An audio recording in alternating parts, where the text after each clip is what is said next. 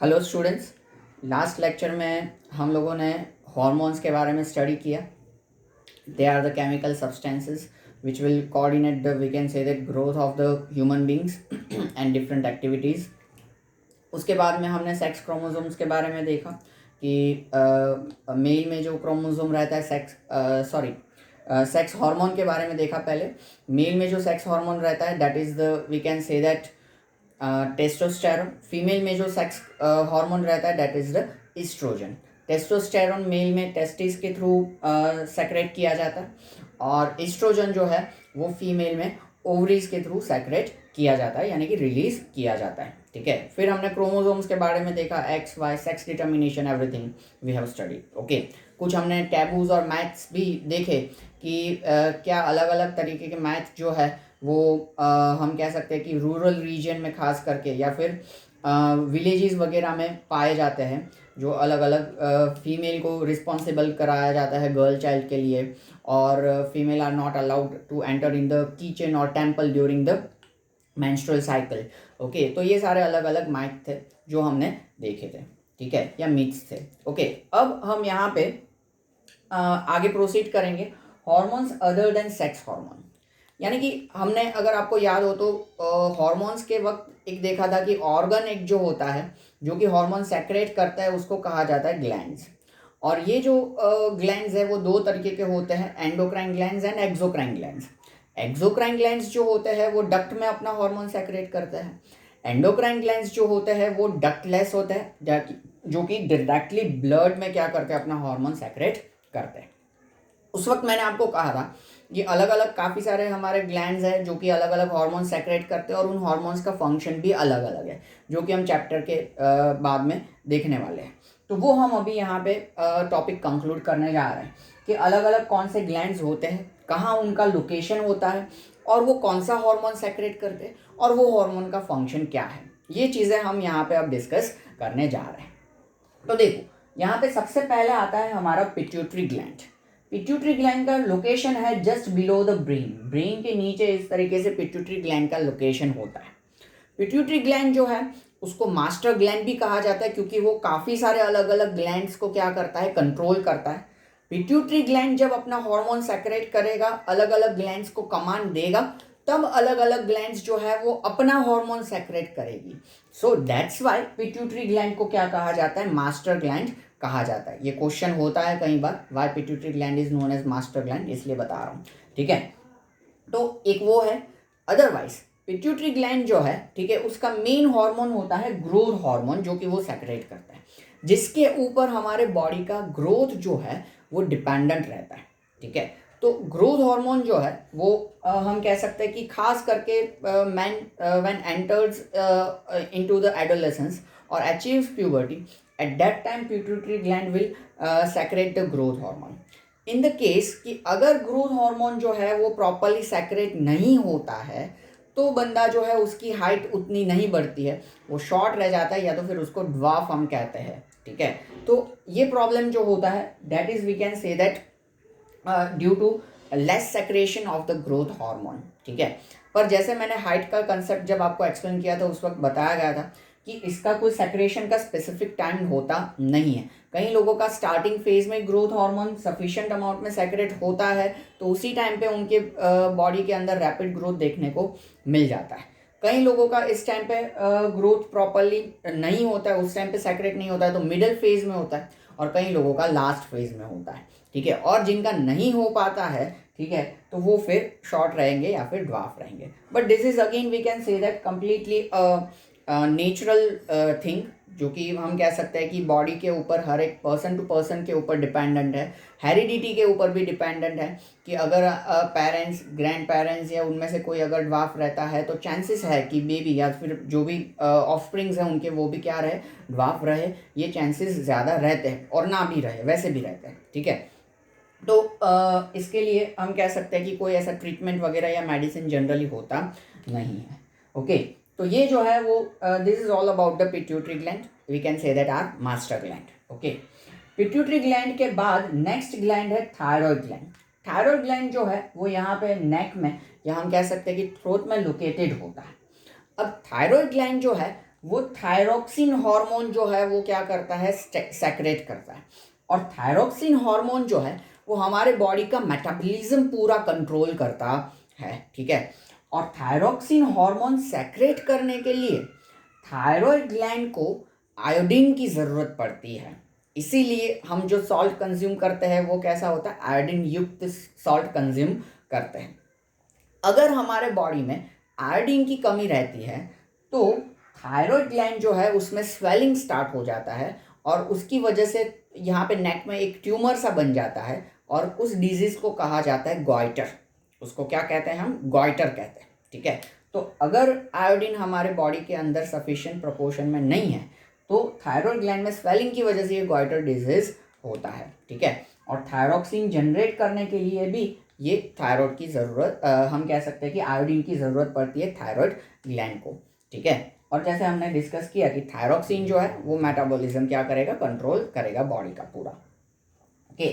Then after we can say that very much important gland of our body that is the pancreas, ठीक है। ये pancreas है, ठीक है, जो कि हम कह सकते हैं कि स्टमक के नीचे बिलो स्टमक उसका हम कह सकते हैं कि लोकेशन होता है। और वो जो हार्मोन सेक्रेट करता है दैट इज द इंसुलिन, ठीक है। पैनक्रियास खास वो कुछ डाइजेस्टिव एंजाइम्स भी बॉडी के अंदर रिलीज करता है या स्टमक के अंदर रिलीज करता है, लेकिन उसके अलावा मेन उसका जो हार्मोन है दैट इज द इंसुलिन। अब इंसुलिन आप लोगों को मालूम है कि ये इंसुलिन हार्मोन जो है वो क्या करता है, शुगर लेवल को कंट्रोल करता है, बॉडी के शुगर लेवल को। तो अगर हमारा पैनक्रियास प्रॉपर प्रोपोर्शन में इंसुलिन रिलीज नहीं करता है तो बॉडी का शुगर लेवल जो है वो कंट्रोल में नहीं रहता है, वो आउट ऑफ कंट्रोल यानी कि उसकी लिमिट से बाहर चला जाता है।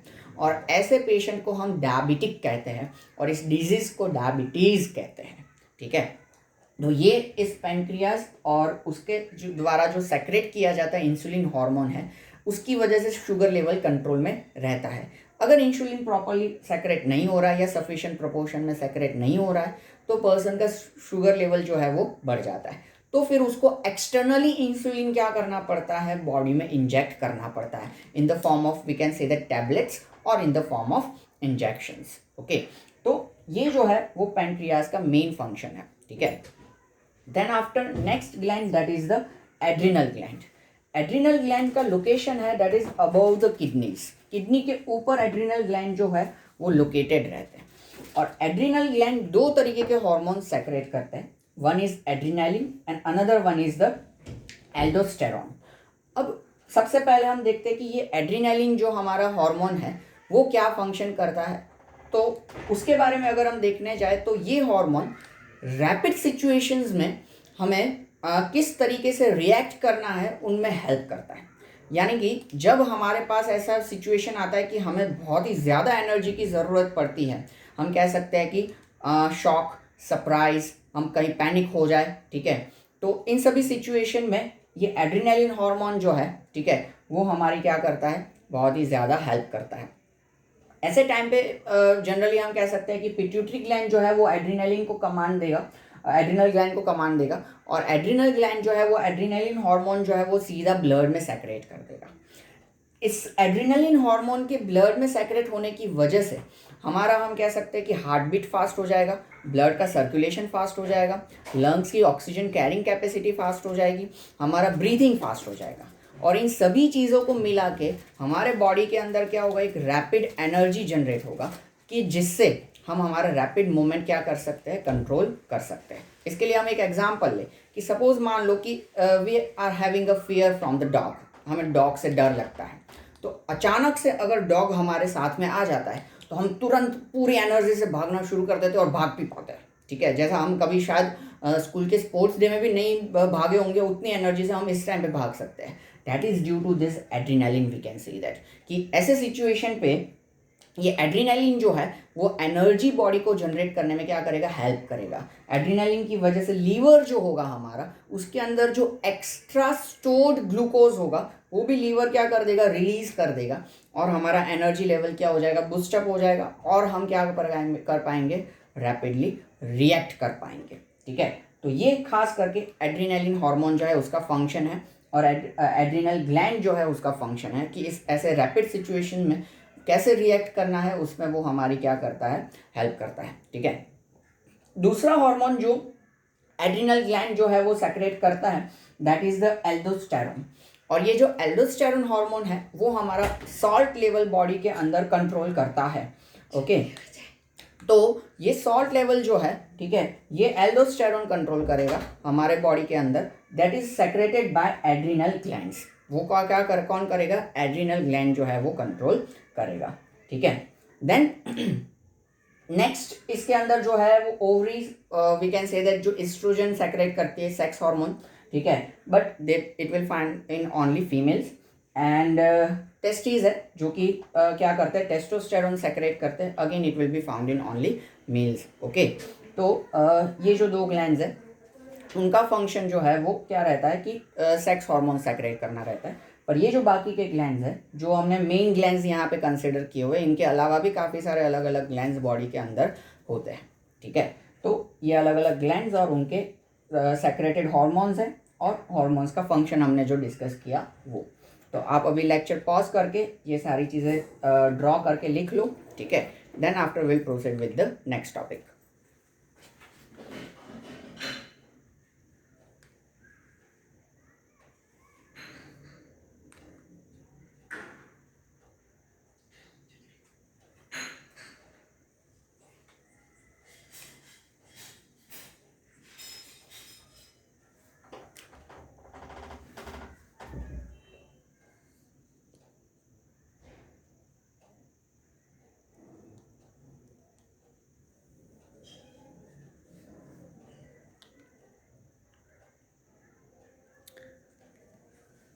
ओके, अब नेक्स्ट टॉपिक जो है दैट इज रिप्रोडक्टिव हेल्थ, ठीक है। आपके मैनुअल में आप देख सकते हो reproductive health in the sense क्या कि इस टाइम पे हमने जैसे डिस्कस किया कि हमारे बॉडी का सबसे ज़्यादा ग्रोथ जो है वो इस एडोलेसेंस में होता है।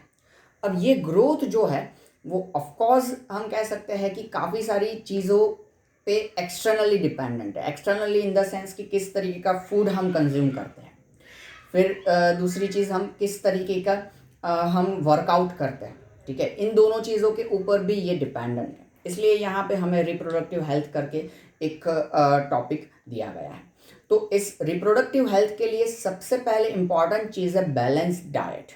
बैलेंस डाइट हमारा बॉडी में कंज्यूम होना बहुत ज़रूरी है, जो कि हमें अलग अलग तरीके के खास करके विटामिन्स प्रोवाइड करे, कार्बोहाइड्रेट्स प्रोवाइड करे और प्रोटीन प्रोवाइड करे, फैट भी प्रोवाइड करे, लेकिन फैट की हम कह सकते हैं कि ज़रूरत कम होती है। खास करके ये विटामिन्स, प्रोटीन और कार्बोहाइड्रेट्स, इनकी ज़रूरत हमारे बॉडी के अंदर ज़रूरी है, ठीक है, या ज़्यादा होती है। और ये सारी चीज़ें जो है वो प्रोवाइड करे वैसा डाइट जो है वो हमें क्या करना चाहिए, कंज्यूम करना चाहिए। अब इंडिया में अगर हम देखने जाए तो हमारे जो प्लेटर्स हैं उसमें बैलेंस डाइट जो है उसको क्या किया जाता है, हमारे ट्राई कलर के साथ हम कह सकते हैं कि कंपेयर किया जाता है। हमारा try colour in the sense try colour flag, ठीक है। तो ट्राई कलर फ्लैग में सबसे पहले क्या आता है, ऑरेंज कलर, ठीक है। तो ऑरेंज कलर जो है ये दैट स्टेट्स दैट कि we should consume the orange coloured food, in the sense we can say that citrus foods या citrus foods like lemon, orange, okay. फिर प्रोटीन में अगर हम देखने जाए तो मसूर की दाल है, वो भी ऑरेंज कलर की होती है। तो कैरेट है, तो ये सारी चीज़ें जो है, टोमेटो है, भले वो रेड होता है पर इसी में हम कंसिडर करते हैं। तो ये सारी चीज़ें हमें क्या करनी चाहिए, रूटीन में कंज्यूम करनी चाहिए। फिर white, then that stands for specifically milk, okay.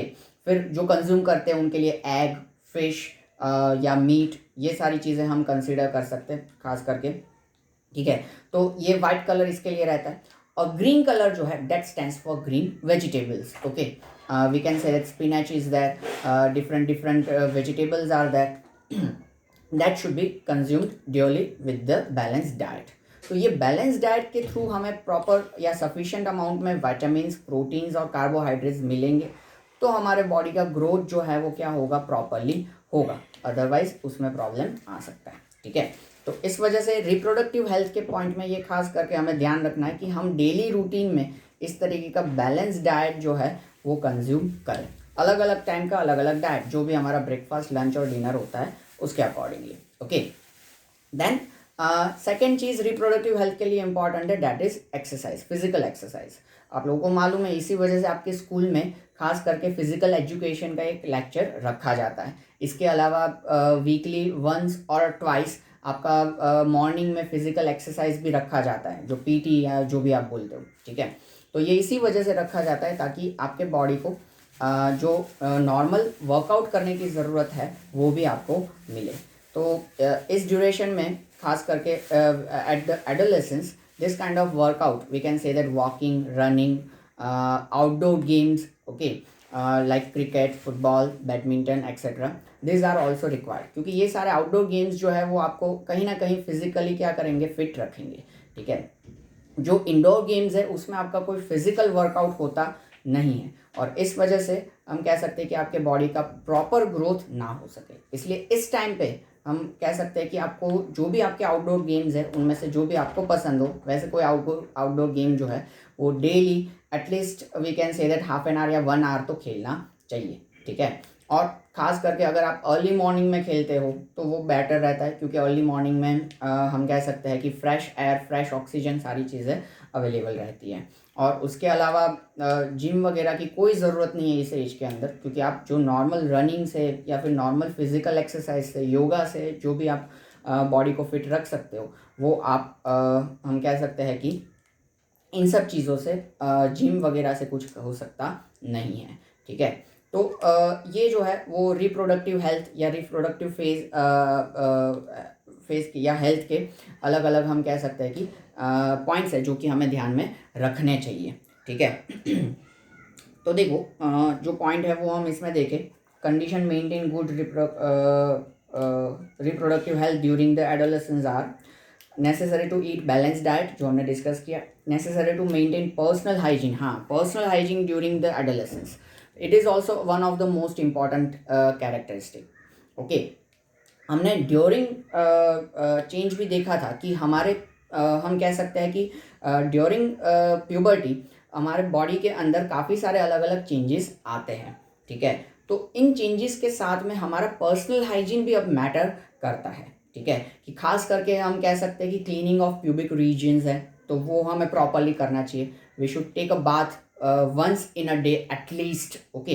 खास करके ये विंटर में कहना पड़ता है, क्योंकि विंटर में हम ऐसे पानी को छू के बाहर निकल जाते हैं, ऐसा नहीं होना चाहिए, ठीक है। एटलीस्ट हमें 24 आवर्स में एक बार तो हमारा हम कह सकते हैं कि बाथिंग होना ज़रूरी है, ठीक है। और ख़ास करके जैसे पर्सनल हाइजीन में ये जैसे मैंने कहा कि हमारे जो प्यूबिक रीजन्स हैं उनको प्रॉपरली हमें क्या करना चाहिए, क्लीन करना चाहिए, अदरवाइज स्किन डिजीज़ होने के या सेप्टिक होने के चांसेस बढ़ जाते हैं, रैशेस होने के चांसेस बढ़ जाते हैं, ईचिंग, ये सब चीज़ें हो सकती है। ये ना हो उससे बेटर है कि हम क्या करें, थोड़ा हमारा हाइजीन मेंटेन करें, ठीक है। Then necessary to take adequate physical exercise during adolescence, necessary to avoid taking any drugs during the adolescence, हाँ, any kind of we can say that bad habits we have to avoid, not during adolescence, lifetime we can say that tobacco, then this kind of things which are not suitable to our body। इसी के साथ में मैं एक और चीज़ कहना चाहूँगा balance diet में, कि जितना हो सके उतना हमें जंक फूड भी क्या करना चाहिए, अवॉइड करना चाहिए, क्योंकि जंक फूड जो है वो अल्टीमेटली हमें टेस्ट देता है लेकिन हमारे बॉडी के ऊपर उसके हार्मफुल इफेक्ट्स काफ़ी सारे होते हैं, ठीक है। एक तो सबसे पहले उसका हम कह सकते हैं कि न्यूट्रिशनल वैल्यूज़ हम कह सकते हैं 10 to 0 रहता है, उतना ज़्यादा नहीं रहता है। देन दूसरी चीज़ ये कि वो डाइजेशन में भी प्रॉब्लम क्रिएट करता है, इजीली डाइजेस्ट हो पाता नहीं है, फैट ज़्यादा एक्यूमुलेट करता है, ठीक है। तो ये सारे जो है वो जंक फूड के क्या है, ड्रॉबैक्स है।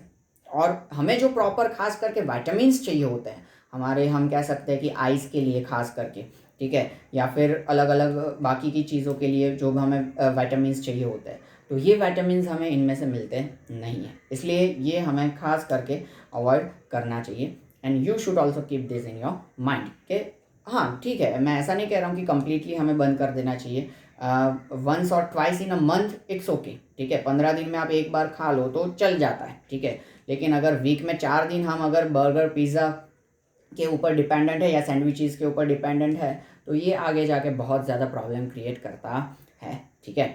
इससे ज़्यादा हम कह सकते हैं कि हमारी इंडियन रोटी में ज़्यादा ताकत है, ओके। तो ये सारा रिप्रोडक्टिव हेल्थ के बारे में अपना डिस्कशन हो गया. This was the we can say that last topic of this chapter. Okay, hormones other than sex hormone तो हमने अच्छे से अभी डिस्कस कर ही लिया है. तो ओवरऑल हमारा ये चैप्टर यहाँ पे कंप्लीट होता है. एक हम क्विक रिवीजन ले लेते हैं चैप्टर का फटाफट. तो देखो, खास करके हमने एडोलेसेंस से स्टार्ट किया था चैप्टर जो है वो, ठीक है, कि एडोलेसेंस इन द सेंस कि हम जब चाइल्डहुड ख़त्म करके पर्सन जो है वो आगे की फेज़ में एंटर करता है, that is the adolescence, we can say that. Okay, और एडोलेसेंस के टाइम पे हमने जैसे डिस्कस किया था कि काफ़ी सारे बॉडी के अंदर अलग अलग तरीके के चेंजेस बॉयज़ एंड गर्ल्स में देखने को मिलते हैं. ठीक है, whenever they get entered into the puberty in the sense when human being sexually get matured. Okay, in the sense कि उनके पर्टिकुलर बॉडी के अंदर, मेल बॉडी के अंदर male sexual gametes that is the sperm generate होना शुरू हो जाए, और फीमेल बॉडी के अंदर female sexual gametes that is the egg ये जनरेट होना शुरू हो जाए, तो हम कह सकते हैं कि person is get entered into the puberty. Okay, और इस ड्यूरेशन में उनके बॉडी के अंदर ये हार्मोन सेक्रेशन की वजह से काफ़ी सारे चेंजेस देखने को मिलते हैं. जिसमें हमने देखा था कि बॉयज़ में बियर्ड है, मुस्टाश है, ये डेवलप होता है उनका. हम कह सकते हैं कि चेस्ट जो है वो ब्रॉड होता है, बॉडी मस्कुलर बनता है. ठीक है, फिर हेयर ग्रोथ होता है प्यूबिक रीजन में, आर्मपिट्स में. ठीक है, वॉइस जो है वो उनका डीप होता है, हाइट उनका बढ़ता है. फिर हम कह सकते हैं कि हाँ, मेंटल एंड इंटेलेक्चुअल चेंजेस उनके बॉडी में आते हैं, मूड स्विंग्स देखने को मिलते हैं. ठीक है, इसके अलावा हाँ, sometimes pimples and acne will be visible in that body और on that face, we can say that. Body में तो नहीं होते. फिर हमने चेंजेस में देखा था हाँ कि उनके जो सेक्सुअल ऑर्गन्स है, पेनिस है, टेस्टिस है, तो ये सारे क्या करते हैं, ग्रो करते हैं. ठीक है, they will get enlarge, we can say that. Same kind of changes, almost similar. कुछ अलग अलग चेंजेस जो होते हैं वो गर्ल्स में भी देखने को मिलते हैं कि हम कह सकते हैं कि उनका बॉडी जो है वो डेवलप होता है, हिप्स जो है उनके वो डेवलप होते हैं, ब्रेस्ट जो होते हैं वो बॉडी के ऊपर डेवलप होते हैं. उनमें भी हम कह सकते हैं कि प्यूबिक रीजन में, आर्मपिट में हेयर ग्रोथ देखने को मिलता है. फिर उनका मेंस्ट्रुअल साइकिल खास करके स्टार्ट हो जाता है, ओवरीज जो है वो एग प्रोड्यूस करना शुरू कर देती है, और उनके भी सेक्सुअल ऑर्गन्स जो होते हैं वो दे विल गेट एनलार्ज. ठीक है, तो ये सारे अलग अलग हमने चेंजेस इसके ऑब्जर्व किए थे. और हाइट में तो हमने अभी डिस्कस किया वैसे ही कि ग्रोथ हार्मोन के सेक्रेशन के ऊपर हाइट जो है वो डिपेंडेंट रहता है अलग अलग फेज़ में. फिर हमने वॉइस में देखा था कि उनका थ्रॉट जो मतलब वॉइस बॉक्स जो होता है वो वॉइस बॉक्स भी क्या करता है इस टाइम पे, हम कह सकते हैं कि डेवलप होता है, ग्रो होता है. और इस वजह से वॉइस का जो साउंड है वो थोड़ा डीप होता है, लो पिच साउंड जनरेट होता है, लाउड साउंड जनरेट होता है उनका. ठीक है, और गर्ल्स में उल्टा होता है, वो उनका साउंड जो होता है वो थोड़ा श्रील हो जाता है, ज़्यादा फ्रीक्वेंसी वाला साउंड हो जाता है. ठीक है, पिंपल्स और एक्ने के बारे में हमने देखा था कि जो सेबेकस ग्लैंड है वो ऑयल सेक्रेट करती है, स्वेट ग्लैंड जो है वो स्वेट सेक्रेट करती है. तो स्किन के पोरस पार्ट में ये ऑयल और स्वेट, ये सारी चीज़ें जो है वो अक्यूमुलेट होती है, और उस अक्यूमुलेशन के साथ में बैक्टीरियल ग्रोथ इंक्रीज होता है, और इसकी वजह से पिंपल निकलता है. मल्टीपल पिंपल्स अगर एक साथ कंबाइन हो जाते हैं तो एक्ने डेवलप होता है, और ये जो है वो बॉडी के ऊपर क्या करता है, हम कह सकते हैं कि फेस के ऊपर खास करके रेड कलर के स्पॉट में अपीयर होते हैं. और ख़ास करके मैंने उसके लिए कहा था कि ज़्यादातर कोई ज़रूरत होती नहीं है कोई भी ट्रीटमेंट वगैरह की. ये सारे ऑलमोस्ट हम कह सकते हैं कि उनसे कोई बेनिफिट होता नहीं है. इससे बेटर है कि हम जो हमारे नेचुरल रेमेडीज़ है, जो होम रेमेडीज़ है वो अप्लाई करें, तो जिससे हमारी स्किन को हम ड्राई रख सकें, और ज़्यादातर फेस वॉश करें तो कोई प्रॉब्लम होता नहीं है. Okay, then after we have observe development of sex organs, तो वो तो हमने देखा ही था कि respective male and female sex organs जो होते हैं वो डेवलप होते हैं.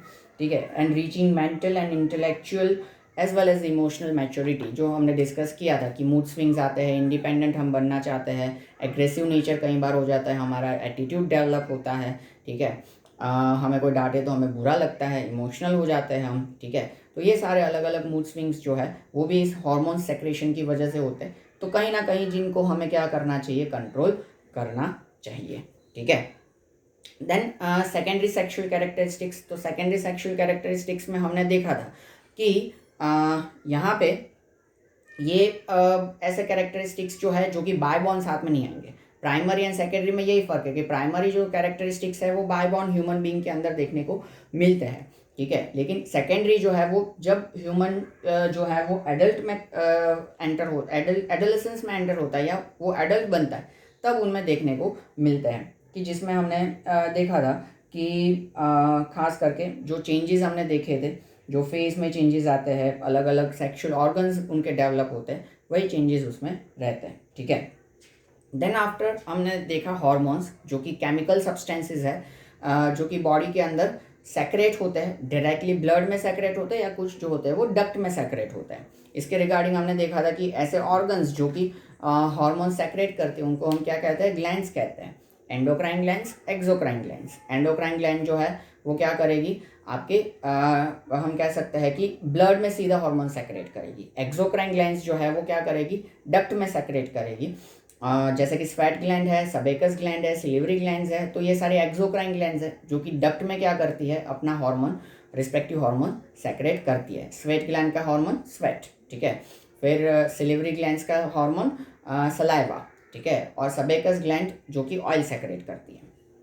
सेम वे हमने एंडोक्राइन ग्लैंड्स देखा था, तो एंडोक्राइन ग्लैंड्स में यही सारी हमारे पिट्यूटरी, थायराइड, पैंक्रियाज, एड्रिनल, ये सारे ग्लैंड्स जो है वो एंडोक्राइन ग्लैंड्स है।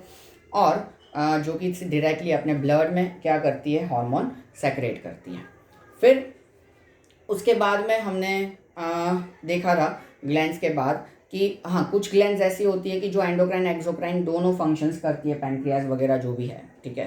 तो वो उनमें ऐसा सब देखने को मिलता है।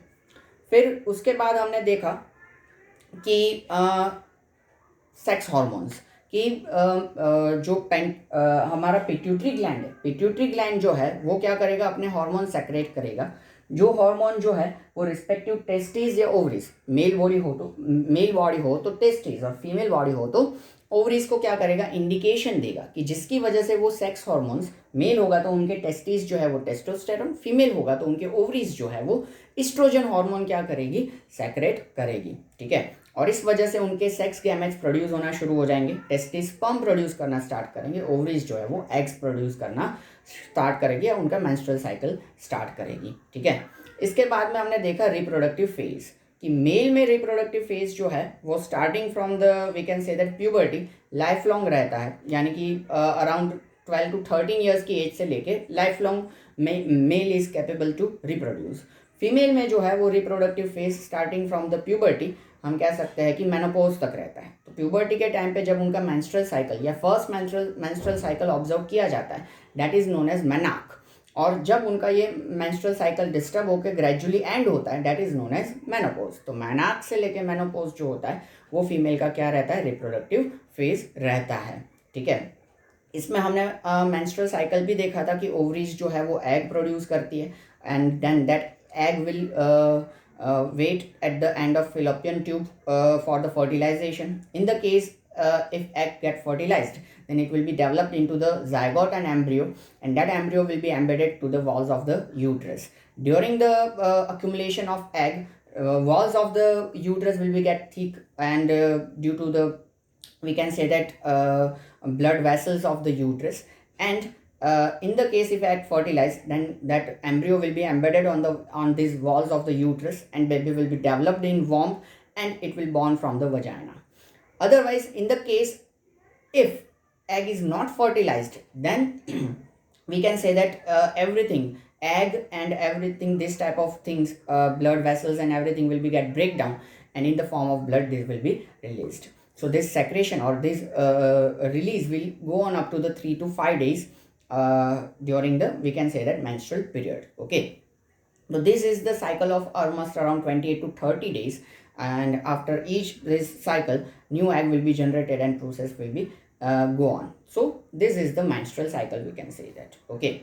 Then after menstrual cycle we have studied about the chromosomes, that each human cell will have the 23 pair of chromosomes, out of which one pair, यानी कि 2 chromosomes are sex chromosomes, these are X and Y, okay. फिर हमने sex determination देखा था, in which we have studied that female egg will have only X chromosome. If sperm carrying X chromosome fertilize the egg, then XX combination will be there, it will be developed into the girl child. If sperm carrying Y chromosome will fertilize the egg of female, then XY combination will be there and it will be developed into the we can say that boy child. Okay, इसके साथ में हमने कुछ myths और taboos देखे थे कि क्या क्या अलग अलग तरीके के मीट्स या माइट्स जो भी बोलो, ठीक है, और टैबूज रहते हैं कि जिसमें अभी हमने शायद इस लेक्चर के भी स्टार्टिंग में देखा कि जो गर्ल चाइल्ड है उनके लिए फीमेल को रिस्पॉन्सिबल कहा जाता है, वो भी गलत है. And during menstrual cycle female can not enter into the kitchen और into the temple, that is also a big taboo, we can say that. Okay, then after we have studied about this hormones other than sex hormone, कि जिसमें ये अलग अलग glands और उनके hormones और उनके फंक्शंस हमने देखे जो कि इसी लेक्चर के हैं, और हमने रिप्रोडक्टिव हेल्थ के बारे में देखा. तो ये था पूरा हमारा 10th chapter, that is reaching the age of adolescence. So here in this lecture we are ending this chapter. अब मिलते हैं नेक्स्ट लेक्चर में नए चैप्टर के साथ. Take care, see you soon.